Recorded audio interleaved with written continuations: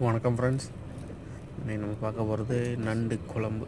நண்டு கிரேவி எப்படி வைக்கலான்னு பார்க்கலாமா?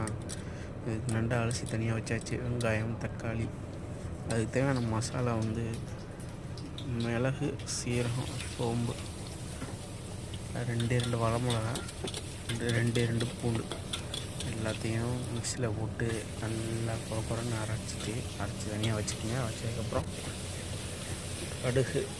கடுகும் பச்சை மிளகாயும் போட்டு தாளிச்சிட்டு, அதுக்கப்புறம் வெங்காயம், தக்காளியெல்லாம் போட்டு வதக்கிட்டு, நல்லா வதங்கி வந்ததுக்கப்புறம் கொஞ்சோண்டு இஞ்சி பூண்டு பேஸ்ட் இருந்தால் போட்டுக்கலாம். போட்டதுக்கப்புறம் அரைச்சி வச்ச மசாலாவை கொட்டி நல்லா வதக்கி எண்ணெய் பிரிஞ்சு வரையில் நண்டை போட்டுடணும். நண்டை போட்டு லைட்டாக வதக்கிட்டு கொஞ்சமாக தண்ணியை ஊற்றி ஒரு 10-15 நிமிஷத்துக்கு சிம்மில் நல்லா கொதிக்க விட்டிங்கன்னா நண்டு சாறு எல்லாம் வெளியாகி நண்டு குழம்பு கிரேவி ரெடி ஆயிரும்.